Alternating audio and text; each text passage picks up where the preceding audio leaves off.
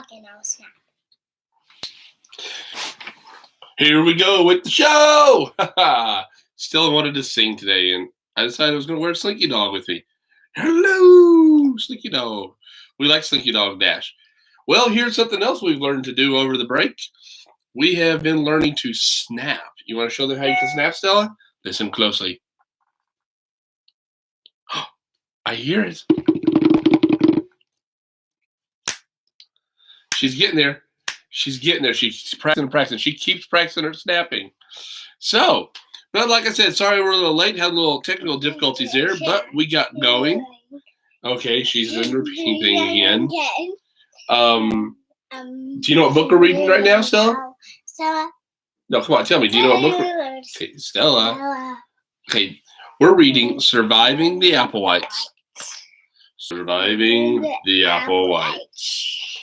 Yesterday we read chapters 1 through 3. And today we're going to read chapters 4, 5, and 6. And I'll tell you what. I might be taking off Slinky Dog here. I feel a little silly. No. No. I'll wear it. Okay, you're taking my glass off. Okay. There we go. Now, like I said, I hope people are enjoying this. Hope they like the story we're reading.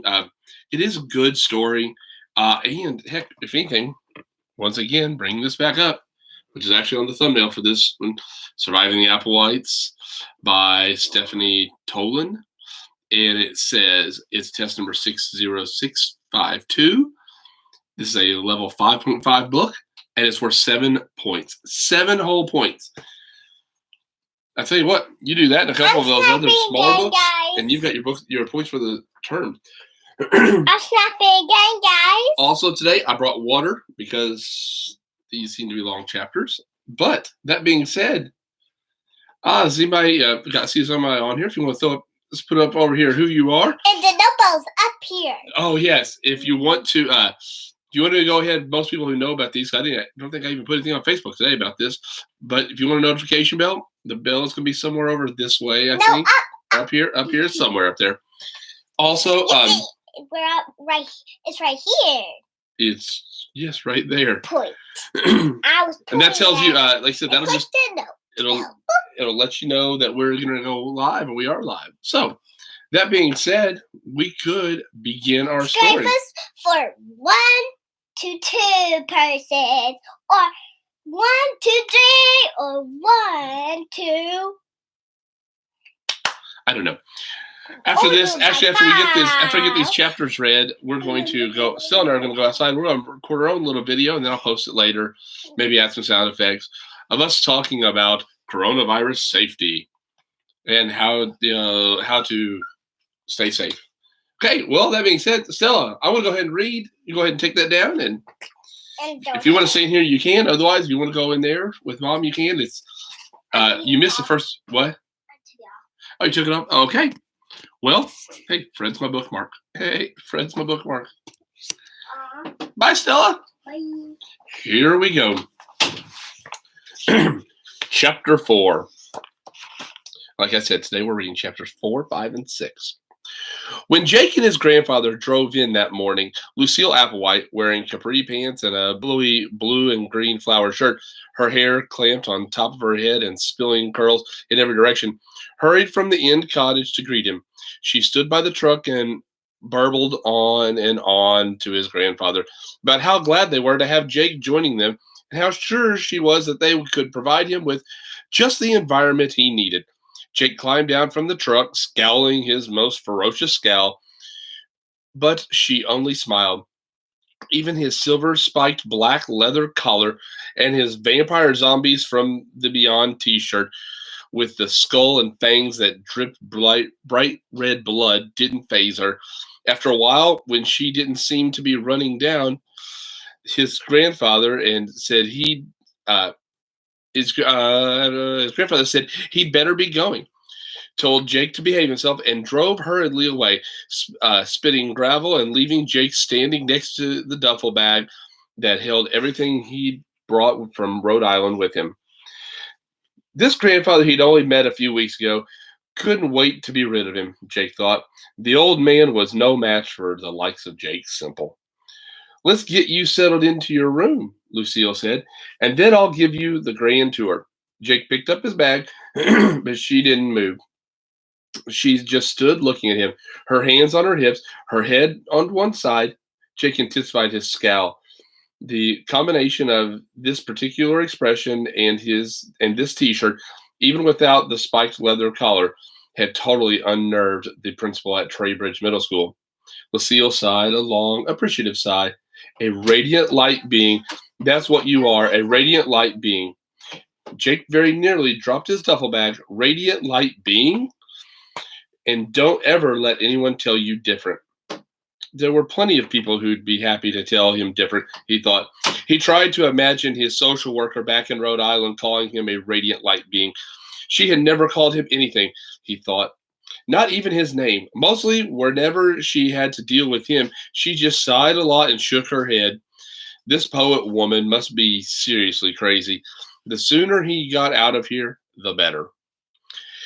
She turned and started back toward the inn cottage.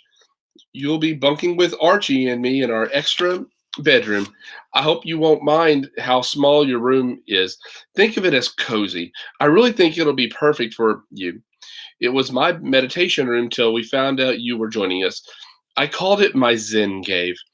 We brought in a bed and a dresser, of course, and it's all been. Jake had no idea what her next words meant. Feng shuied. It sounded like. So the energy flow is excellent. You'll find it wonderfully centering. The cottage, like all the others, spaced out in a semicircle to the left of the big house, was a silvery gray structure backed up against the woods. Its narrow porch was covered with vines, some of them so thick and powerful looking that they seemed to be in the process of pulling it down altogether. We call this Wisteria Cottage. You can see why. It's breathtaking in April when the wisteria is in bloom. Inside, she led him into a small living room lined with bookshelves. In the middle of one shelf was a large framed photo of a man with a round, smiling, dark face, black hair, and piercing black eyes. An entire row of small, flickering candles in glass containers surrounded the photo, and a sprig of what looked like goldenrod stood in a narrow vase next to it. My guru, she said, uh, Govindaswamy. Govindaswamy. That's hard to say. Govindaswamy. A genuine old soul. You're lucky. He's coming for a visit, so you're going to get to meet him in person. You'll love him. Everybody does. Across the room from Jake's left, forming a divider between the living room and the small kitchen area, was a couch covered with a red and orange flowered throw, where a coffee table might have been. There was a large, dark, highly polished, rounded wooden object that reminded Jake of a short, fat, shiny hippopotamus. He had never seen anything like it before. Ah, she said as he stopped to stare at the object. Beautiful, isn't it? It's my favorite of Archie's coffee tables. We're going to lose it. We're going to lose it for a while, though. He has a gallery show coming up next month, and they especially wanted this one to be in it. Coffee table? Well, you couldn't put a cup of coffee on it, of course, but then who would want to? It's wonderfully soul-filling, don't you think? That's what all of Archie's furniture is meant to be. Lucille went through an arch into a narrow hall and with two doors on one side and one on the other. She flung open the second of the two doors and stepped back. All yours, she said. Jake started into the room and stopped. It wasn't just very, very small. It was also lavender. Walls, ceiling, even the even the oval braiding rug were all a faintly nauseating shade of lavender. The single window was framed with lavender and white striped curtains, and the bed was covered with the same material. There was a strong smell in the room that reminded him suddenly of a great great aunt who'd come to visit his mother once. Jake rubbed his nose to keep himself from sneezing. Lucille sniffed appreciatively and pointed to a bowl full of what looked like crushed dead gray weeds on top of the dresser, which was the only thing other than the twin bed that would fit in the room. Dried lavender. Isn't the aroma wonderful? Calming, centering, just like the color, After all you've been through, this space should help you begin to breathe again. Think of it as your personal refuge. Jake dropped his bag onto the bed. Begin to breathe? Not until he opened a window and gotten rid of that stinking bowl of dead weeds. The other door on his side was, the other door on his side of the hall was the bathroom that the three of them would share. She told him, and the room across the hall was her and Archie's bedroom. Now, you want to unpack and get yourself set up, or would you like to go over to the house and check out the schoolroom? Schoolroom? Jake said, rubbing his nose again. The schoolroom was the wing that had been added on the side of the house to the office to be the office for the old motor lodge. Lucille told him. It looked pretty much like a schoolroom, except that there was no teacher's desk and no blackboards. There were bookshelves spilling over with books, and there were 4 school desks, the kind with the top that lifted up and the seat attached. 3 of them were piled high with papers and books. The other was empty except for a mug holding pens and pencils. The walls were covered with cork, to which papers were pinned several layers deep. There were hand-drawn maps, poems, and stories written on lined paper, drawings in crayon and paint or colored markers, and lots of finger paintings full of unidentifiable shapes in intense rainbow colors. A huge chart labeled The Butterfly Project hung at the front of the room. Photographs of butterflies were taped to it, and next to each photograph was a printed paragraph. All the way across one wall, all the way across one wall was a banner that read, "Education is an adventurous quest for the meaning of life, involving an ability to think things through. Z. Applewhite." Jake didn't think anyone in any school he'd ever been to would have agreed with that definition. Here and there around the room were vases full of dying wildflowers. Along one wall, an old door, complete with doorknob, lay across 2 bright red filing cabinets to form a long desk. On it, almost lost in a litter of notebooks, file folders, computer disks, CDs, and bits of scribbled on paper, were a computer, printer, and scanner. Hal had his own computer in this room, so you'll only have to share this with the other 3. Edie made a sign-up sheet for computer time. Lucille said, "It's around here somewhere." The sound of a chainsaw started up outside. "That'll be Archie. He's a lark. Early to bed, early to rise." Lucille checked her watch. "Oh dear, Randolph is bound to yell. He's an owl. Hates to wake up before then." Lucille began clearing things off one of the desks now. "This will be yours. Hal never uses it anyway. I'll see what supplies I can find you. Edie will tell you later what she's working on. You and she will be in class." Jake sighed. If he had to be paired with someone for however long he was going to be here, he'd rather it was Cordelia. Hammering began somewhere above, followed shortly by heavy pounding that sounded like fists on a door. A voice roared down, "Stop that infernal noise!" First Archie, now you. Is everybody mad around here? It's the cracking of the dawn." A child's voice began singing. "Pop goes the weasel," loudly and slightly off key. "Sounds like everybody's up," Lucille said. Heavy footsteps came down the stairs, followed in a few moments by others. Voices came from the kitchen, along with considerable clattering and banging of dishes. The hammering, which had stopped briefly, began again. "Pop goes the weasel" gave way to "Hickory Dickory Dock." Jake leaned against a bookshelf full of encyclopedia volumes stacked in random order and watched Lucille dig through the mess on the computer desk. Now and again, she came up with a legal pad or a spiral notebook or a stick pen. She put these on his desk. After a while, the smells of coffee and bacon drifted into the schoolroom, and Jake's mouth began to water. "Have you had breakfast?" Jake shook his head. He hadn't felt much like eating at his grandfather's. "Can't promise what it is. Nobody got groceries this week, but whatever, you're welcome to have some. We want you to make yourself at home." Lucille led Jake to the kitchen. Randolph was standing at the stove, frowning ferociously and poking at a pan of frying bacon with a long fork, a steaming coffee mug in his other hand. He glowered at them as they came in. A tow-headed boy who looked about 4 years old was sitting on a tall stool at the counter, singing along an itsy bitsy spider at the top of his lungs.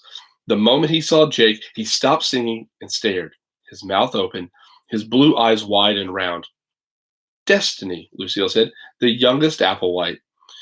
At the kitchen table behind another vase of dying flowers sat Sybil Jameson, wearing a tattered robe and jotting notes on a yellow pad with a thoroughly chewed pencil.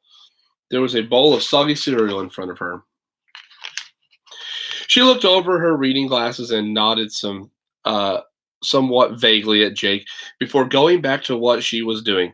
A voice that Jake recognized instantly came from behind the open refrigerator door. Where's the cantaloupe? I distinctly remember there was one last piece of cantaloupe in here last night. Cordelia emerged from behind the door, dressed in a purple leotard, her hair in a long braid down her back. Jake caught his breath. Even first thing in the morning, she was beautiful. Mother, Hal's been stealing food in the middle of the night again. There was no answer. Mother, Sybil Jameson looked up. What did you say, dear? I said Hal's been stealing food in the middle of the night. I wouldn't call it stealing. He has as much right to eat as the rest of us. If he wants to eat, he can come to meals with the rest of us. I had my mouth all set for cantaloupe. Her mother didn't answer. She was writing again. Our new student's here, Lucille said. Cordelia nodded at Jake. Hi. Then she turned back to her mother. I wish you'd go up and talk to Hal. My morning's completely ruined. I wanted cantaloupe. Bacon's ready, Randolph said, fishing a piece out of the pan and waving it in her direction. I found a whole package. You can have bacon and pumpernickel toast. Oh, right. And then everybody can start calling me Thunder Thighs. Cordelia took a container out of the refrigerator and poured herself a glass of thick, disgusting-looking green liquid.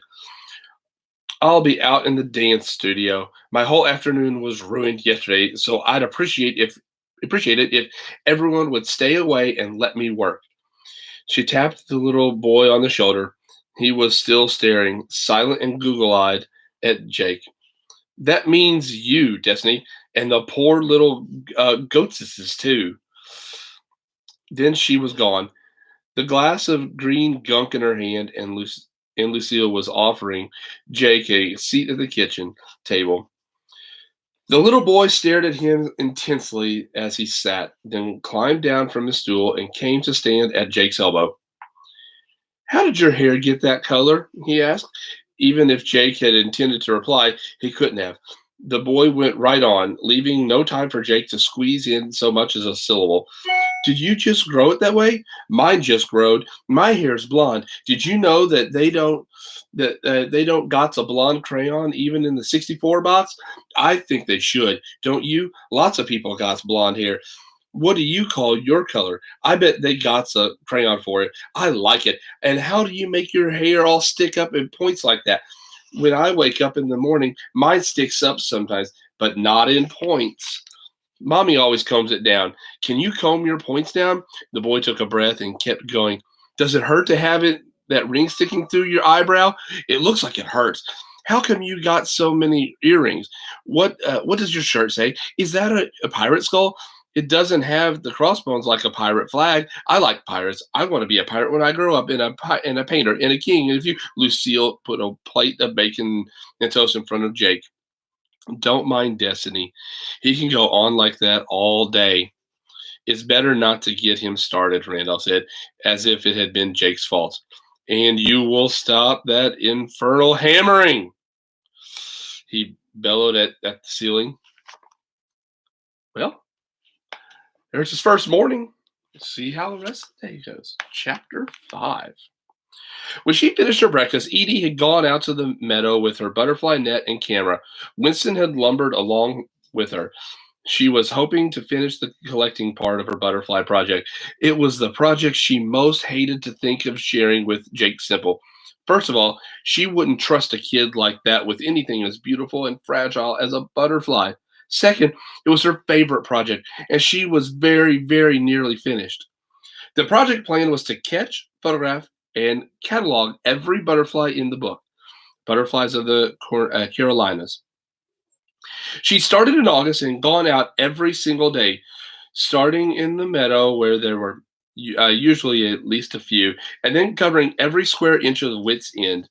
She'd found every one of them, from the tiny gray hair streak to the big eastern tiger swallow tail, except one. If she could find that last one, the great spangled fritillary, now, today, she could close out the main part of the project and keep from having to let Jake loose in the world with a butterfly net. She'd been out for 2 hours now, and the sun was getting hot. Sweat was dripping into her eyes and running down her back under her t-shirt. She'd been around the properties once and was back in the meadow. No great spangled fritillaries. The only butterflies she had found were the ordinary little cabbage whites and sulfurs she had already caught millions of times, and two red spotted purples. She couldn't understand it. If she could find both the monarch and the viceroy, which looked almost exactly alike, and get photographs that showed how to tell them apart, why couldn't she find a fritillary? Winston, his short legs and his chest all muddy from wading into the pond for a drink, was flopped in the shade of the honeysuckle by the fence. She was beginning to feel like flopping with him. Edie, wait for us! Lucille was waving at her from the other side of the meadow. We're doing the grand tour. Jake Semple was with her, his scarlet hair flaming in the sun. Edie sighed. Maybe she could just not mention the butterfly project. Maybe she could say she was studying the life cycle of slugs for natural history. As Lucille and Jake tramped through the woods, crossed the creek, and skirted the pond, Edie trailed behind them, with Winston trailing behind her. All the while, she kept her eyes peeled for a great spangled fritillary. At Lucille's vegetable garden, Winston flopped in the shade again while Lucille explained to Jake that nature spirits had told her to make a garden round instead of rectangular, and that they came into her dreams sometimes to give her advice about planting and cultivating. Jake rolled his eyes several times during her explanation, and even groaned once or twice. Edie was so used to her aunt's weird notions that she'd forgotten how strangers tended to react. Jake was being disgustingly rude, but Lucille didn't seem to notice. At the goat pen, Lucille made Edie tell the story of the rescue of Wolfbane and Hazel because she had seen, or she because she said she got too choked up to tell it herself. As Edie explained how the goats, abused, abandoned, and starving, had turned up at the Applewhites woods in the middle of the winter, Lucille's eyes brimmed with tears. Jake, unmoved, leaned on the fence, his nose wrinkled against Wolfie's ever-pungent odor. Edie had read somewhere that future serial killers began by abusing animals. She made a mental note to alert someone if he started hanging around the goat pen. That's kind of funny. When Wolfie got that crazed look that he sometimes got in his eyes and charged the fence, smacking into the fence post right where he was standing, Jake barely flinched. The kid was not normal, Edie thought. Grown men had been known to flee in terror from Wolfie when he got that look.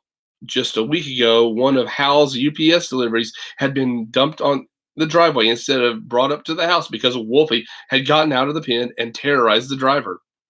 On the way to show Jake the wood shop, they passed Zedediah's cottage, where Polly stood on his tea perch in the shade of the narrow front porch.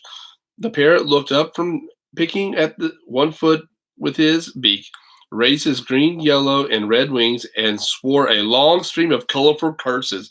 Jake swore back. Don't encourage him, Edie said. Jake swore some more. Two of a kind, Edie thought.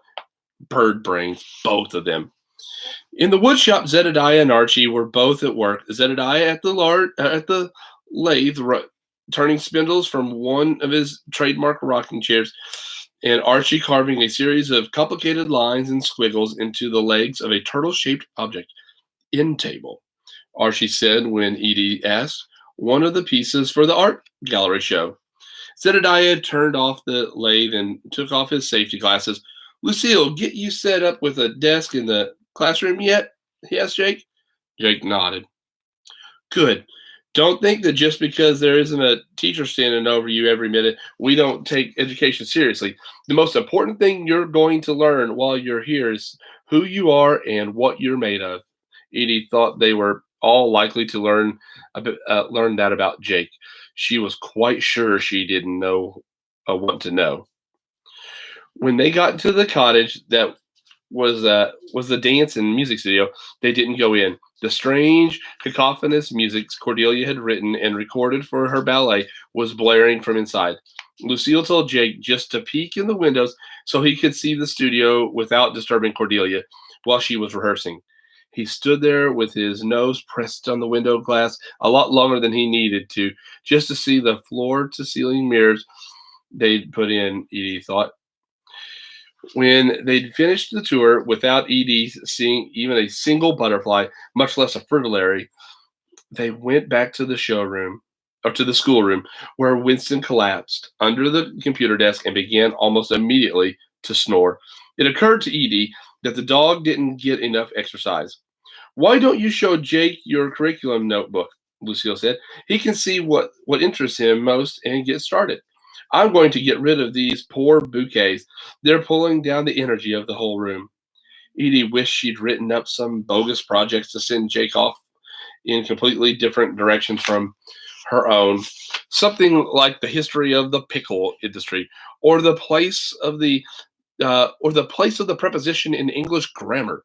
But it was too late. She got out her notebook and opened it on the top of what used to be Hal's desk. Jake was leaning against the computer desk, his arms folded across his chest. Aren't you going to look at it? Why should I? Well, duh. This is a school. We're a class, and this is what we're doing. It occurred to Edie that she was sounding as if she was in favor of this whole idea. Suit yourself, she said. She got out the Civil War novel she had started, settled at her desk, and pretended to read. He began wandering around the room, picking things up and putting them down again. Where's your TV? He asked after a while. She pretended to be too engrossed in her reading to hear. I said, where's your TV? She sighed. There's one in Zedediah's cottage. Jake swore. You mean there isn't one anywhere else in this whole place? We don't watch much television, Edie said, sometimes, especially when her friend Melissa was talking about the cable channels she watched all the time. Edie wished they were like a normal family, with cable and a TV set in almost every room. But just at this moment, she was glad they weren't. We have better things to do with our time. Jake swore again. Edie made an effort to focus on her book. After a while, she heard Jake slump into the seat at his desk. I don't see any math in here. Don't you do math? She looked up. He had actually opened her curriculum notebook. We do math online. You've already been signed up for the same course I'm doing with the same tutor. Could have saved themselves the trouble, he said. Edie ignored him and went on reading. She'd actually managed to get engrossed in the story. By the time Lucille had come back from disposing of the wildflowers, Jake had turned on the computer. No games? He said when she came in. She smiled. No games. She clicked off the power on the power strip, and the computer was plugged into. And no using the computer without signing up first. Jake swore. Lucille took no notice. Now then, you've seen the curriculum. What would you like to start with? Jake shrugged. Who says I want to start? Lucille clapped a hand over her mouth. How thoughtless of me, giving you an open-ended choice like that on your first day. It's bound to take you a little time to get used to the way we do things. She looked around the room, and her eyes lit on the butterfly project chart. Butterfly, she said. Perfect. There's an empty space on Edie's chart that needs filling. How about the two of you go out and see if you can find what is it? She peered more closely at the chart. A great spangled fritillary? That'll get you back outdoors and it won't seem so much like schoolwork. Edie groaned. If Lucille was going to start deciding what they were supposed to work on when, why couldn't she decide they should start with the Civil War or a Midsummer Night's Dream? Get the net out again, Lucille told Edie. She turned back to Jake. You'll settle in no time. You'll see. Human beings are almost indefinitely or infinitely adaptable. This is all going to work out brilliantly. A few minutes later, Edie and Jake were headed back out to the meadow with Winston tagging after them, huffing noisily as he waddled along. Edie kept hold of the net. She called a fiery skipper to show him, explaining carefully that she didn't kill them and mount them. She only photographed them and let them go again. This is one I already have, she said as she opened the net and let it fly away. You can read about them all in the book. As she spoke, a black swallowtail fluttered over the honeysuckle and into the meadow, the sun catching the spots of yellow against its black wings. Jake snatched the net from her hand and went after it. He swept the net and missed, swept again, and the butterfly wavered up and over the fence, then disappeared into the branches of a sweet gum tree on the other side. Jake swore, stupid thing to do, catching butterflies. So don't. You can do something else for natural history. Yeah? Well, I don't intend to be here long anyway. Jake swung the net lightly across the tops of the grass and weeds, sending puffs of thistle down into the air. Good, Edie thought. Where do you intend to go? Jake shrugged and swept the butterfly net at a dragonfly that veered sharply, changing course, and sped away. Back to Rhode Island. Yeah, Dad says your social worker told him there aren't any more foster families there who will take you. If you go back, they're going to send you to juvenile hall. They must have some kind of school there. You'd probably like it better than this one. At least the other students would be more your type. Jake didn't say anything. He just struck at the tall grass as if the net were a scythe. One way, then the other, scattering seed heads and the blossoms of Queen Anne's lace. You know, I'm kind of thinking he doesn't really want to go back to Rhode Island. He talks a big game, but does he really want to? Who knows? Let me get a little sip of water here. Wet the old whistle. Remember, once again, if you ever have any questions, put them in the comments or the chat over there to the side. Write them down there in the comments. I'll do my best to answer them. If you think I'm reading too fast, let me know. If I'm reading too slow, let me know. If I'm reading too high, I don't know. Let me know. Here we go. Chapter 6. Jake sat down on the front porch steps of the main house, earphones in his ears, his Walkman radio clipped to his belt, picking at a bit of loose rubber on the sole of his shoe. He hadn't been able to find the sort of station he wanted, so he'd had to settle for top 100 hits. It was the first time he'd been alone all day. Edie had gone off somewhere, and Lucille had told him he could do whatever he wanted until dinner. She hadn't said when dinner would be or what. He wondered what sort of food they served where his parents were. Better, he bet. It was just possible if the meal.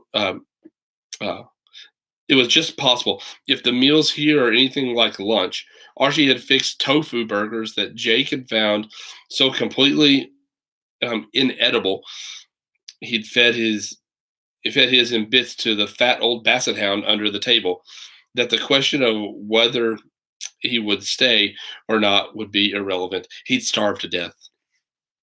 He kept replaying in his mind what Edie had said out there in the field full of weeds and bugs, that if he didn't stay here, there was no place to go except juvenile hall. That's what a social worker had told him when she called to talk to him about the Creative Academy. This is your last chance, she said. But people had been saying stuff like that to him all his life. They hadn't really meant it. Did did they this time? Did he dare take the chance? It had been easy to blow off Traybridge Middle School. Everybody, kids, teachers, even the principal, had been scared of the bad kid from the city. Bad kid. Living up to that label was what Jake did best. All during the Jake Semple reign of terror, he hadn't really thought about what would happen next. Now he knew that this was what Wits End and the Applewhites. But what about after this? Would they really send him to juvie? The other students would be more your type, Edie had said. He thought about the guys at home who'd gone to juvie, the druggies and the ones who bragged about the guns they could bring to school if they wanted to. It was one thing to be thought of as the bad kid from the city. It was something else, again, to be locked up with the real ones. The dog was sitting a few feet away from him, staring at him with mournful, heavy-lidded eyes. Every so often it made a low sort of moaning sound he could hear over the music in his ears. "What do you want?" he asked. "I don't have any more tofu burger, if that's what you're after." The dog was crazy. The dog was as crazy as the rest of them, he thought. No normal carnivore would have gulped down tofu burger the way this one had. "No food. See? Nothing." He held up an empty hand toward it. "Go away." But it didn't go. It sighed a long, shuddery sigh and sank into the floor, its chin on its outstretched front paws, still staring at him. It was impossible to ignore the expression on his face, as if it had lost its last friend in the world. Jake patted the dog gingerly on the head. It licked his hand. He rubbed it a little behind one ear, and it flopped on its side and then rolled on its back, its stubby little legs in the air. He scratched its chest, and it made such a satisfied sound that Jake had to laugh. It closed its eyes then, and after a moment was snoring peacefully, its legs twitching now and again. Jake's stomach rumbled as he thought over his alternatives. He thought of the banner in the schoolroom, the ability to think things through. Applewhites or juvie? Applewhites or juvie?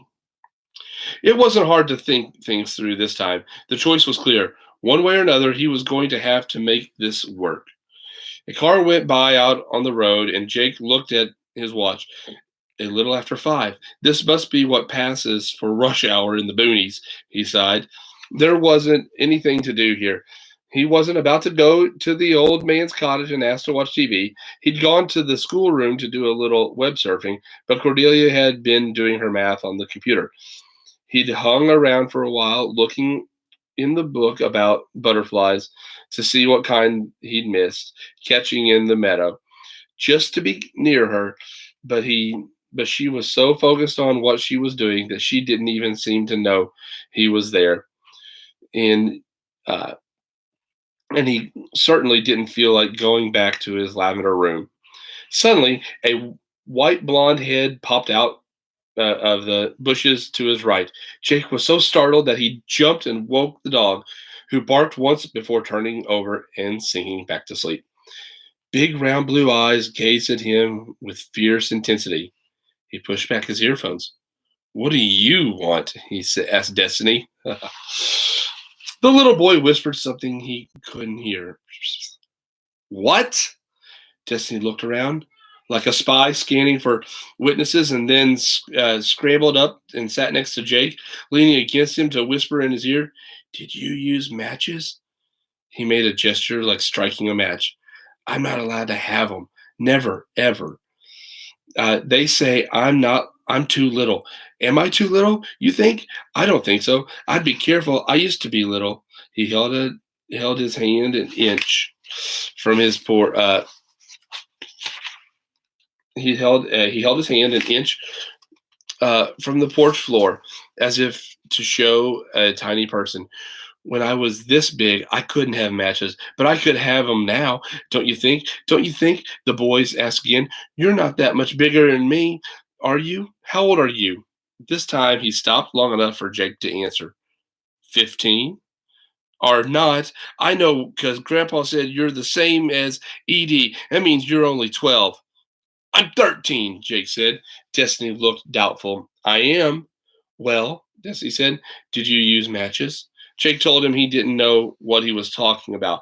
Wasn't until Destiny yelped that he realized he'd used the F word. Mama says only Paulie's allowed to say that word.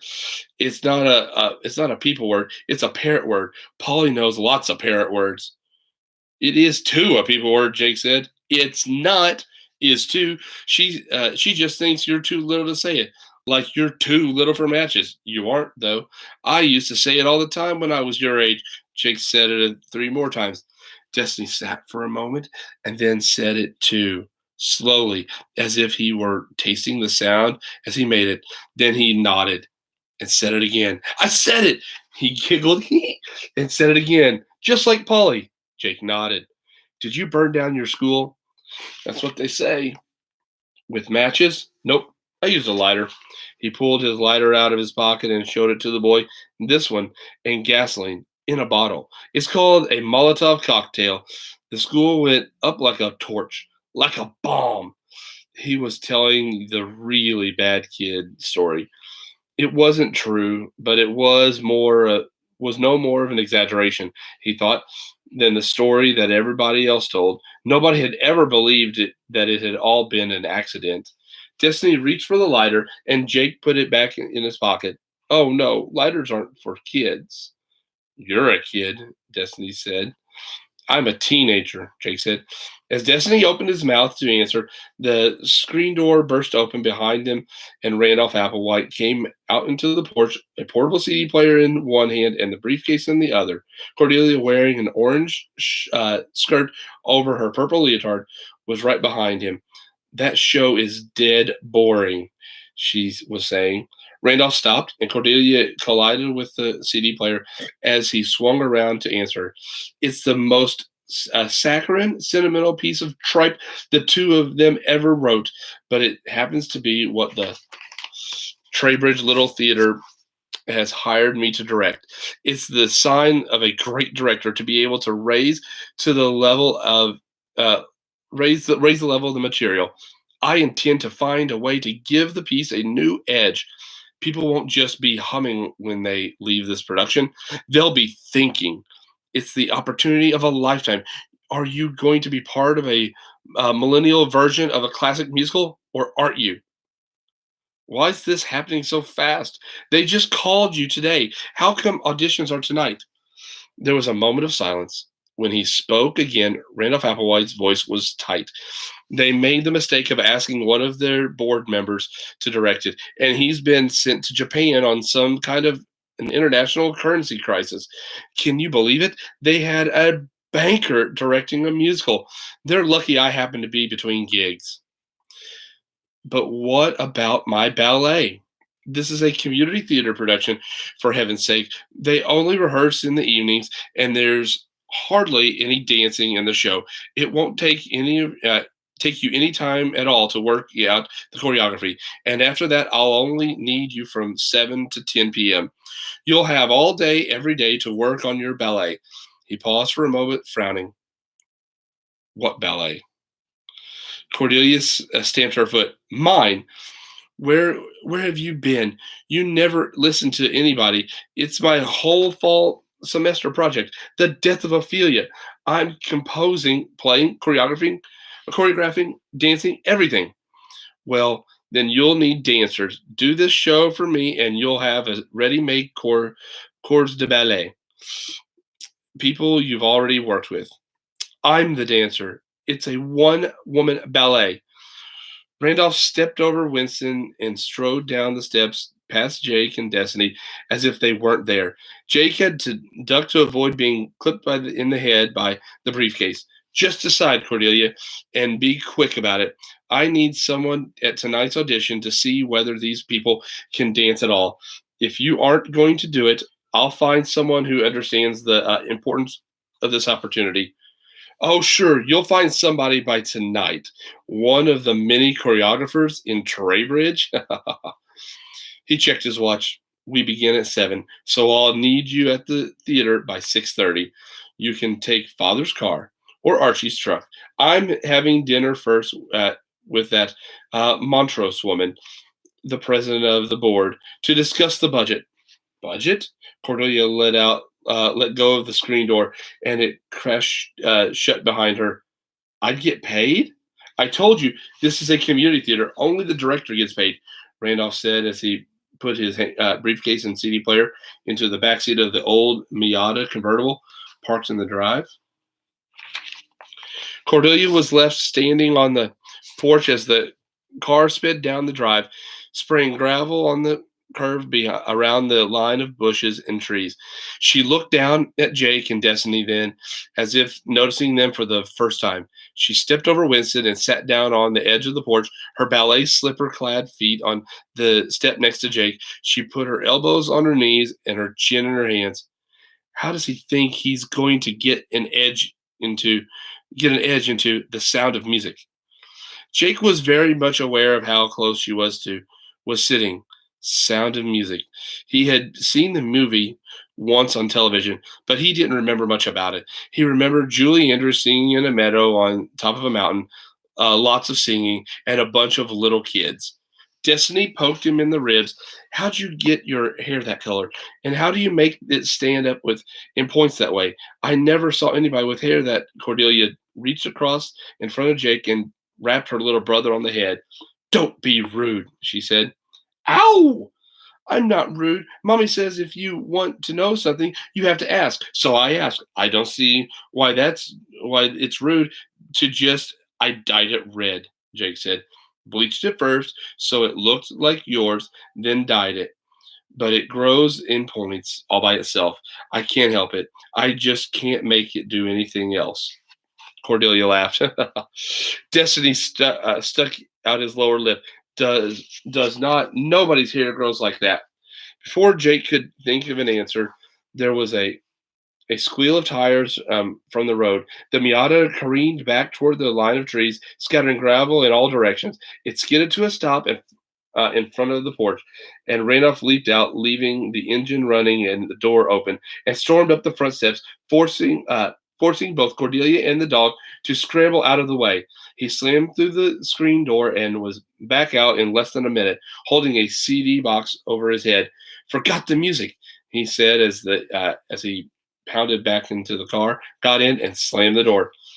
Meantime, Jake had heard the sound of another vehicle out on the road, slowing down and changing gears as it reached the driveway to Wits End. Randolph threw his car into reverse and backed around in front of the trees. Then he sped forward around the curve.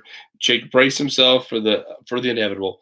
There was a squeal of brakes, the sound of vehicles skidding on gravel, and then a sickening crash. The crash was followed by a stream of curses. I told you that word was people talk, Jake said to Destiny. Sounds as if there are survivors, Cordelia said.